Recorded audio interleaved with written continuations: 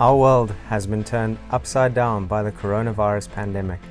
Most of us have been virtual prisoners in our own homes, and this has come at an immense mental and economic cost.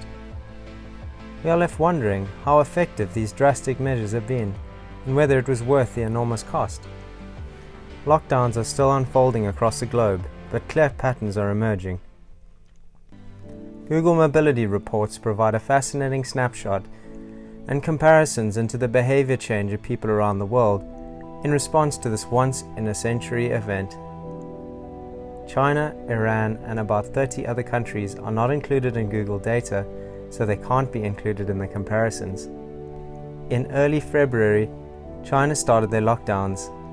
A month later, so did Italy, and in mid-March, most of the world followed. The darkest blue indicates highest stay-at-home rate. The datasets for home, workplace, and retail mobility have been averaged into single lines. Peru had one of the deepest and longest lockdowns, while in Taiwan, life went on almost as normal. Death and case data is sourced from the European Centre for Disease Prevention. Case data in the chaos of a pandemic is highly unreliable. Comparing Singapore and Switzerland with similar cases, there is a huge disparity in the total deaths of almost 100 times. The majority of countries report case counts which are a fraction of the true total. Ironically, this is good news because it means many more have been infected without feeling sick, so the virus is not as lethal, and we are further down the pandemic track. To give some idea of the extent of undercounting, we can benchmark of Iceland, who have done one of the best jobs of counting all infected. This suggests France may be missing cases by approximately 30 times. The case curve is all too often a defective indicator of the direction of the outbreak. Compare the curves of daily cases and mortality for South Korea and California, and this mismatch is common. The curves for Germany and Spain indicate how the two curves should match. The reliable indicator is the mortality curve, and this is illustrated as we unwrap the UK pandemic timeline. By the 3rd of March, the UK reported 40 cases and the Google line still indicated normal population activity. On the 23rd of March, with 285 deaths, indicated in purple, a stay-at-home was ordered. 2 weeks into lockdown, with deaths and cases showing no sign of turning, Prime Minister Boris Johnson is in hospital for COVID-19. In early May, the cases show an uptick, suggesting a second wave. But this is a false signal, as deaths continue dropping. Advancing the death curve 18 days shows us when those who died became infected. It effectively simulates an infection curve. This is the crucial invisible piece of information indicating the pace of the pandemic, day by day. As the UK lockdown takes effect, the drop of infections is unmistakable and almost immediate. The case curve is delayed to such an extent, it is not the early signal it is supposed to be, and gives detrimental indications on the direction of the outbreak.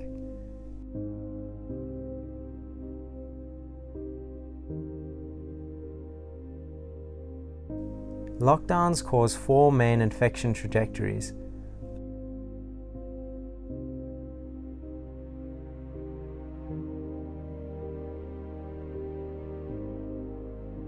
Countries like Spain, who imposed lockdown late and the outbreak exploded, saw instant and steep declines. Spaniards began to despair as deaths and cases continued to surge once in lockdown, but you can see the benefit was immediate.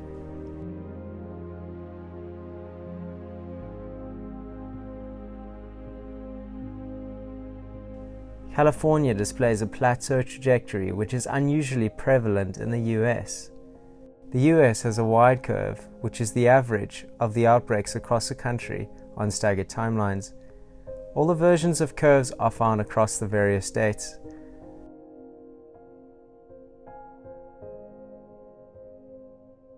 Malaysia acted early with hard lockdown and suppressed the virus. They have been easing out of lockdown successfully. Peru instituted an early and one of the deepest lockdowns, and yet they have a stubborn surging curve.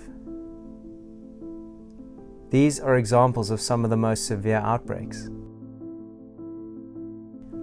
Italy had to pioneer the unthinkable task of shutting down a democratic economy. They attempted easing in slowly over 3 weeks, but the delay proved very costly in terms of lives and on the economy. The decline was instant and consistent. The virus also seeded early in New York City, and they were caught off guard and recorded the highest death toll for any city. The lockdown, when it came, brought a steep and consistent decline. Brazil had lockdowns put in place at city and state level, but the measures were attacked by their president. Much like in the US, the nation was left confused and polarized, and the outbreaks have grown out of control, but thankfully at a slower pace in Spain and Italy, and there are signs of slowing. Anyone who dismisses COVID as the flu needs to look no further than the nightmare in Guayaquil, Ecuador. The virus had spread early and silently in the pre-COVID days of no social distancing measures. Many died from lack of medical help because hospitals were full and overwhelmed.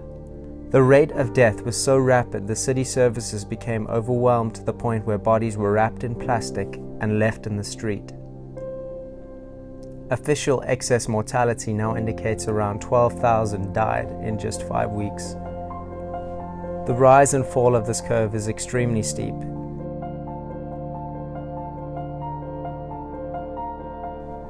There are distinct regional curves. The rising trends are marked red and flat trajectories are orange. South America is mostly on a strong rising trend. Uruguay and Paraguay have been successful with controlling their outbreaks. Peru and Chile have seen recent surges, with Chile bringing back lockdown measures. The USA has a few states still on a worrying rising trend, and a third are still on flat trajectories.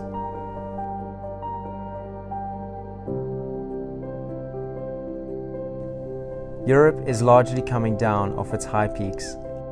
Sweden made the literal attempt at flattening the curve, with the theory being the same number will die but stretched out over longer. But this is not how it has turned out, with the first waves of coronavirus, which have seen smaller and shorter outbreaks when there was early action. Sweden relied on citizens to slow the spread instead of a policed closure. Primary schools and small businesses stayed open. Overlaid are Nordic neighbours Norway, Finland and Denmark, who had lower death rates and shorter outbreaks. Sweden were not spared an economic hit as foreign income shrank.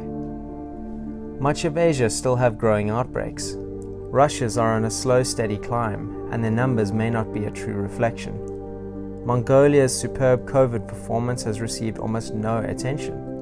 Already in January, they were in high gear and caught the virus at the outset. They have reported no deaths and can boast an almost non-existent curve. Turkey has been a success story with a lower death rate than much of Europe. Istanbul is a dense megacity, and yet effective trace and isolate averted disaster. They applied the unusual measure of curfews for the entire weekend. Africa and the Middle East are on slow rising trends. India and South Africa are both on the slow growth curve despite early hard countrywide lockdowns. It is striking how 6 weeks of maximum lockdown could not slow the growth, and illustrates that lockdown alone cannot reverse the trend. South Africa assumed their countrywide army of HIV and TB screeners were at the ready to carry out contact tracing, but it's clear they were not able to be effective against the fast-spreading coronavirus. And I must mention North Korea and Turkmenistan, who pretend to the world they are perfect nations and COVID-free, except nobody believes that. But New Zealand seems justifying in claiming virus-free status. Southeast Asia have been particularly successful.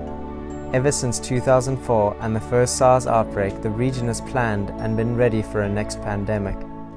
South Korea and Taiwan managed to avoid lockdown. Thailand, who are first to register a COVID case outside China, have contained the outbreak. They have shown dense slums do not make for inevitable tragedy.